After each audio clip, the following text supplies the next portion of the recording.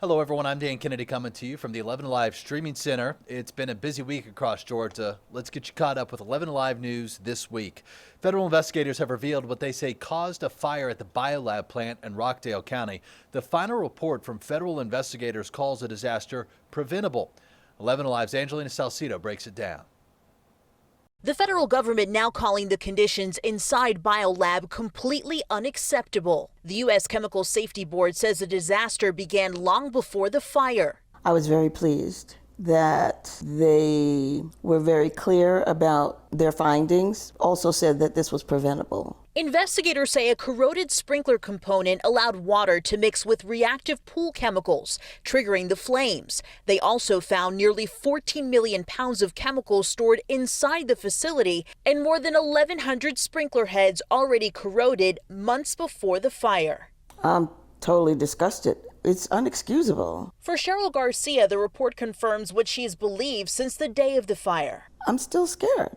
I mean, I don't know if the damage that was done to my vocal cords will turn into cancer. After the fire, independent testing expert Scott Smith collected soot, water, and soil samples across Conyers. This really confirms everything I found. The board says the warning signs were there and is now urging OSHA and the EPA to strengthen safety rules for reactive chemicals.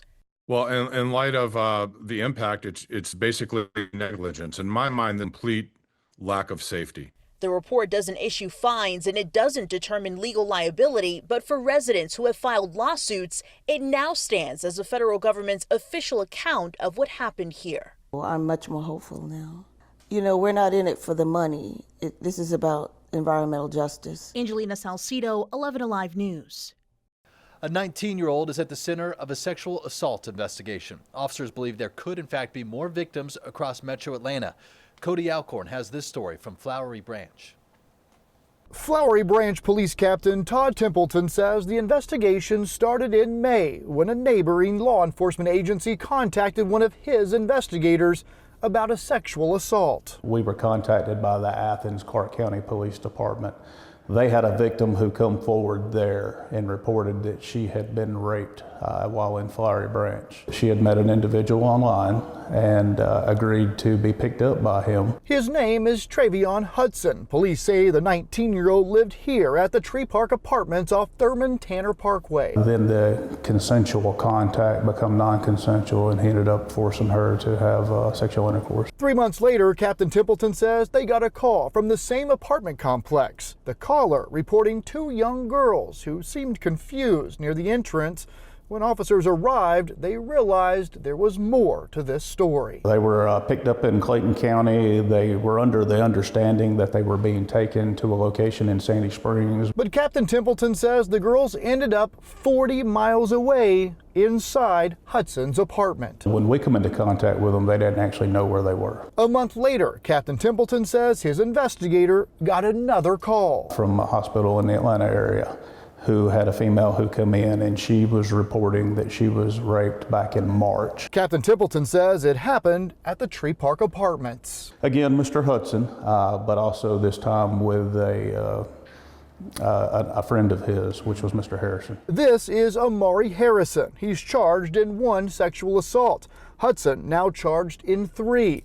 The young men accused of finding their victims online, and investigators believe there may be more victims across metro Atlanta. A late-night police chase along I-20 in Conyers ends with a pit maneuver near Panola Road and one suspect on the run. 11Alive's Gulat Malaman has more on how it all unfolded. This all began with a call for car break-ins at a Comfort Inn here off I-20. Police say the suspects then sped off onto the highway. They would continue to chase them at speeds more than 100 miles per hour. A multi-county chase ends with a pit maneuver, stopping the car of the men Conyers police say broke into more than 24 cars in 3 hotel parking lots, stealing these guns. Understand that these are violent criminals that we won't allow to be in our city, and we are relentless in our efforts in taking them to custody. Conyers Police Captain Quantavis Garcia says a 19 and 20-year-old are now in custody. A third man ran away. He says officers received a 911 call around 3:15 Tuesday morning that the men were breaking into cars in the Comfort Inn parking lot. Captain Garcia says when officers arrived, the men drove off, hitting a parked patrol car on the way out. Police chased them along I-20 East and continued as the suspects got on and off the highway multiple times, eventually stopping the car with a pit maneuver at I-20 and Panola Road. Luckily, it was early in the morning. There wasn't a lot of vehicles around, and the officers that were pursuing deemed it safe at the moment to continue pursuing that suspect. Captain Garcia says the pursuit lasted less than 10 minutes, reaching speeds of 134 miles per hour. I asked him which offense initially led to the pursuit. For our agency, our policy is we will initiate a pursuit if a suspect is involved in a injured auto vehicle break-ins. And in this case, this met our criteria because we know anytime someone's breaking inside vehicles, stolen guns are going to be removed from a vehicle. He says 4 guns were stolen, and investigators believe the suspects already had a 5th gun on them with a Glock switch on it, making it an illegal automatic weapon. The suspects in custody now face multiple charges related to the weapons and breaking into the cars. One of the suspects is also charged with assaulting a law enforcement officer. In Conyers, Gilad Malamed, 11Alive News. A Decatur woman says a trip to the pharmacy nearly killed her after she was given someone else's medication. 11Alive's Chase Howell has her story. How much is your life worth? $500 or maybe a few $1,000s? Well, that's how much Betty Thomas says she was offered by Publix after a pharmacist here at its Flakes Mill Road location in Decatur mistakenly gave her fentanyl patches, causing her to overdose. My children just lost their father, and then to turn around and have to go through losing their mom. Betty Thomas is 78 years old and says she has never touched a drug a day in her life. That is until June 5th, when a pharmacist allegedly gave her someone else's fentanyl patches, which Thomas thought was her hormone medication. I'm throwing up.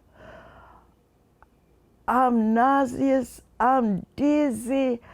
I can't go to the bathroom. I am sick.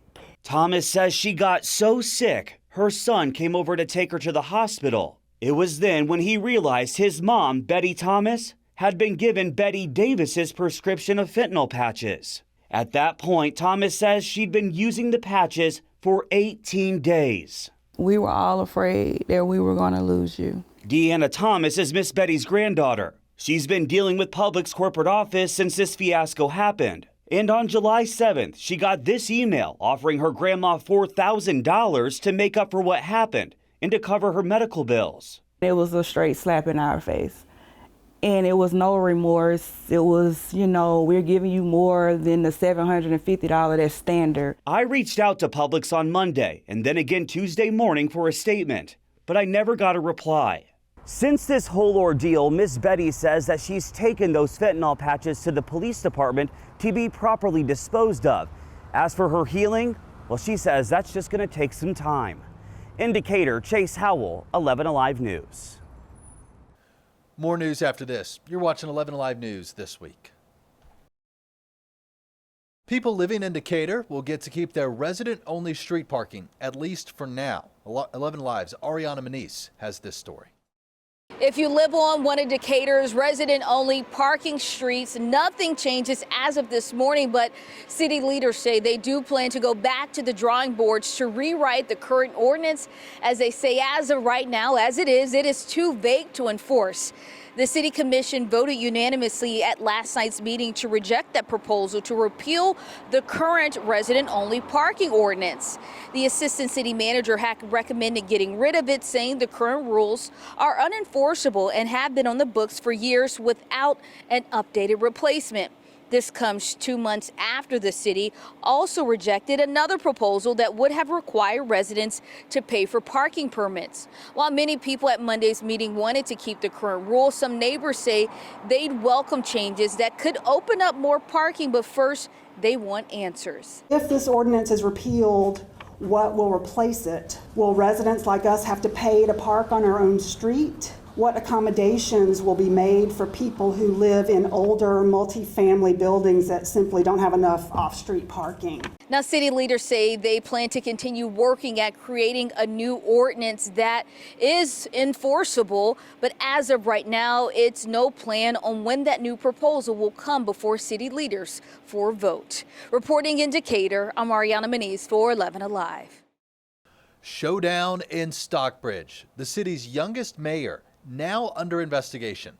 The Stockbridge City Council ordered Mayor Jaden Williams to surrender his city car, his credit card, and access fobs.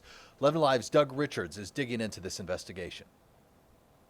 Noon came and went here at Stockbridge City Hall without Mayor Jaden Williams showing up to surrender his government payment card and access fobs. Jaden Williams was 22 years old when voters elected him last fall as mayor of Stockbridge. The mayor is a voting member of the city council, but is mostly ceremonial. Otherwise, Stockbridge employs a city manager to actually run the government. Nonetheless, Mayor Williams apparently had access to a city car and other benefits that the city council voted abruptly to take away from the young mayor. The council was very careful not to make any public accusations, and city officials have been very tight-lipped about what precipitated the extraordinary action against the mayor. Williams himself has turned away requests for comment and has also asked at least some of his supporters to withhold public comment. Although the mayor faced a noon deadline, we're told that the city was in a position to remotely and electronically deactivate the mayor's access to city facilities, city cars, and other city payment systems. In Stockbridge, Doug Richards, 11Alive News. Some big changes are coming to Monroe Drive, right in the heart of Midtown. Atlanta leaders say the thoroughfare will soon go down to one lane in each direction, all to improve safety for cyclists, pedestrians, and drivers. 11Alive's Grace King shows us what this could look like. When Councilman Alex Wan looks at Monroe Drive, he sees a corridor desperately in need of change. This is one of the most dangerous corridors based on accidents and fatalities. On Wednesday, he was excited to announce the city's Safe Streets project is finally moving forward. It's going to be just safer vehicular traffic, improved pedestrian crossings, crosswalks, lighted and signaled crosswalks. But the so-called road diet isn't winning everyone over. Midtown High student Evan Richards worries the changes will create a different problem. It's going to make the traffic way worse over here. City leaders acknowledge commutes may take a little longer, but say that's the point. Yes, it will slow traffic down a little bit, but I think the slowing down is just going to simply bring it down to the speed limit versus traveling 10 or 15 miles over the speed limit as folks do right now. For Thomas Heineman, this project is deeply personal. He lost his 14-year-old daughter, Alexia, in a bike crash 10 years ago. With the restriping, the way that her crash took place would not have happened. He's grateful change is finally coming. He just wishes it could have come sooner. We shouldn't have had to have a loss to be able to push to this, because there have already been plenty of losses. My daughter is not the first person to lose her life. And construction is expected to begin this August and will last about 18 months. On Monroe Drive, Grace King, 11Alive News. New video from Sandy Springs Police shows the moments that a vehicle landed on top of a patrol car. Police say that car belonged to a suspect trying to get away. 11Alive's Savannah Levins has a look. A wild arrest in Sandy Springs ended up with a suspect's car on top of a police cruiser. Police say on Friday they were chasing this suspect who's wanted on drug charges out of Fulton County involving meth and cocaine. And police say he also has ties to a larger criminal organization and is facing federal charges. But when officers tried to box in that suspect near Colquitt Road, police say the car hit a concrete barrier, sending the back end up and landing it right on top of a Sandy Springs police patrol car. Then the suspect jumps out, tries to make a run for it. But police were able to apprehend him. Homeland Security is handling the federal charges. Police say no one was hurt. A common antibiotic prescribed every day in doctors' offices and dental chairs is quietly killing people. 11Alive senior investigator Rebecca Lindstrom spoke with two families impacted by the pills and shares their stories. Everything made her happy. The pictures in Sarah Moat's phone mark time, little moments that made her laugh. And others she'd rather forget. This is when we got into the hospital. She looks so tired. I mean, it's all she did was pretty much sleep for days. Moat's daughter Elizabeth was 3 when a doctor treated a small infection with a powerful antibiotic, clindamycin. It was about 3 weeks later. She woke up, started having stomach pains. Stomach pains that led to days of severe discomfort and bloody diarrhea. She was never comfortable. Right. So she would go stiff and then trying to ball up to see if it'll help. It took 3 visits to the hospital to convince doctors this was more than food poisoning or a stomach bug. They came in and told us that she had tested positive for C. diff. Pretty much like it was killing her inside. C. diff is short for Clostridioides difficile. That's Christian Lillis. His mom died 9 days after taking the drug prescribed after a root canal. C. diff is a common bacteria in our gut, normally harmless, but antibiotics can throw off that balance, allowing it to flourish, sometimes with deadly results. Almost any kind of antibiotic can predispose you to a C. diff infection, but clindamycin is known to be one of the ones that you really do want to avoid. This 2023 study in the American Journal of Managed Care looked at 150,000 patients with C. diff and found clindamycin came with the greatest risk. According to Georgia Medicare claims, about half of its clindamycin prescriptions are written by dentists, but other doctors see it as an option for people allergic to penicillin, like Elizabeth. Clindamycin carries a black box warning. It's reserved for drugs that have potentially either extremely dangerous or lethal potential side effects. But Lila says his mom never saw that warning, and her dentist didn't say anything either. Never. The same for Moats. No warnings on it, no nothing. Just put it in a plastic bag and handed right on to me. And when problems started a week or 2 later, they weren't making the connection. I was like, how do you get it? And it did show up, clindamycin, and that's when I was like, she was just recently on an antibiotic, which was clindamycin. That's why Lila started a nonprofit in his mother's name to encourage both doctors and the public to understand the risks and use antibiotics only when truly needed. Parents, you bring a kid in with a runny nose and the doctor says, oh, I think it's just a cold. And they say, well, can I have something anyway? This is her now. Today we are playing t-ball. It took nearly 4 months for Sarah's little girl to again find her giggle. But the fear is still there. Every time she goes to the bathroom, she is checking to make sure there is no blood in her stool. She is terrified that something's about to happen. In Augusta, Rebecca Lindstrom, 11Alive investigates. We'll have more after this. You're watching 11Alive News this week. NASA has released some new time-lapse photos of Mars. 11Alive's meteorologist Danielle Moss shares the video with an out-of-this-world look at the red planet. If you ever wonder what it would look like to fly past Mars, you don't have to imagine it anymore. NASA just dropped this incredible new view of Mars recently. These images were captured by NASA's Psyche spacecraft as it flew right past the red planet back in May. Scientists stitched together thousands of individual photos to create this stunning time lapse, giving us a front row seat to the spacecraft's journey. The flyby wasn't just for the view, though. Mars actually gave the spacecraft a gravitational boost, kind of like a slingshot, helping it pick up speed as it continues its long trip to an asteroid called Psyche, located between Mars and Jupiter. It's not every day we get to see Mars from this perspective. I think it's pretty cool, right? The World Cup put Atlanta in the global spotlight once again, but the city's journey to the world stage did not happen overnight. 11Alive's race, culture, and religion reporter Danielle Nottingham visited the Atlanta History Center to show us how that legacy was generations in the making. Before there was Hartsfield-Jackson Atlanta International Airport, before there was MARTA, before the 1996 Summer Olympics and the 2026 FIFA World Cup, there was a railroad. In 1837, the Western and Atlantic Railroad ended here in Atlanta, creating a place called Terminus.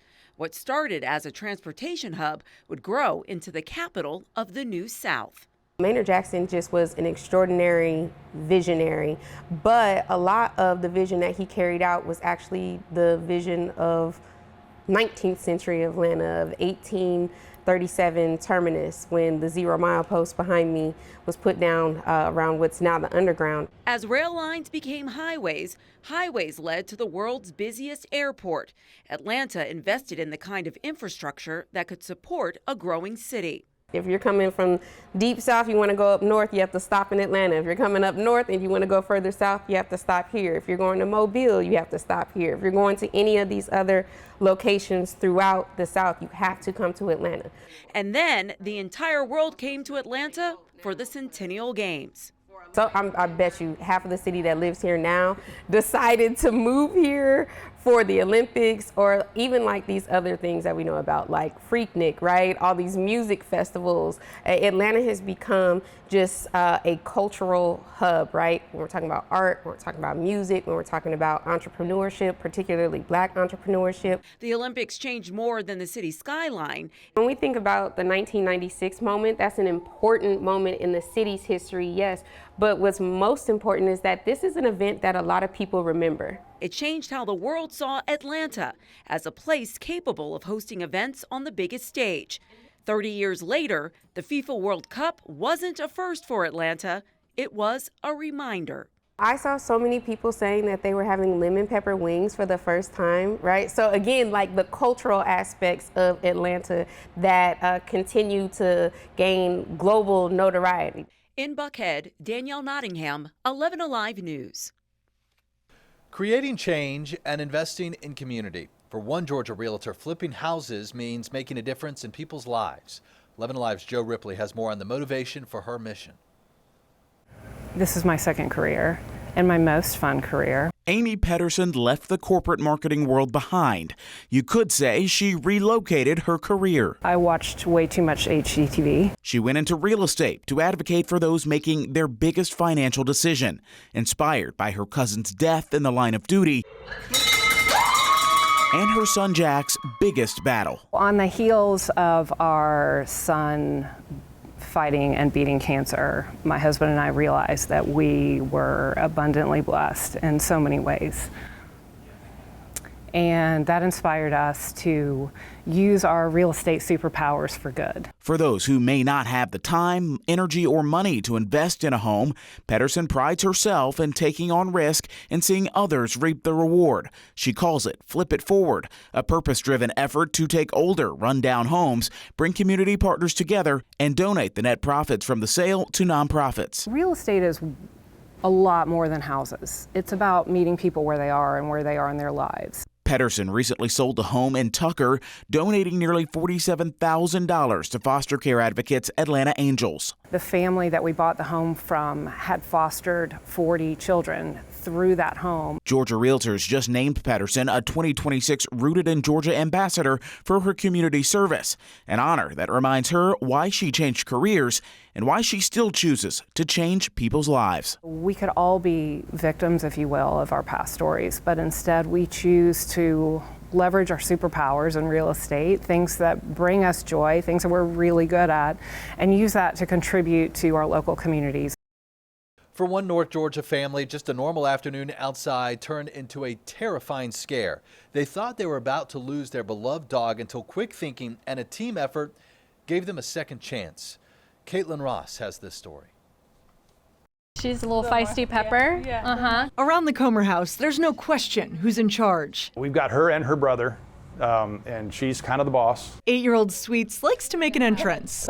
There she is. But her favorite place isn't inside the house. It's racing through the woods with her brother. We open the door and off the two of them go. That's exactly where a routine run became an emergency. My wife and I heard Sweet scream, and we both went out, and she was spinning. Still barefoot, Erin scooped her up and raced to Veg Animal Hospital in Alpharetta. She had this huge branch sticking out of her abdomen, and we were like, oh shoot, okay, what happened? The team knew every movement mattered. Before they could safely get Sweets into surgery, they had to shorten the branch. There was just one problem. We needed to trim the branch in order to be able to drape her in and keep the area sterile.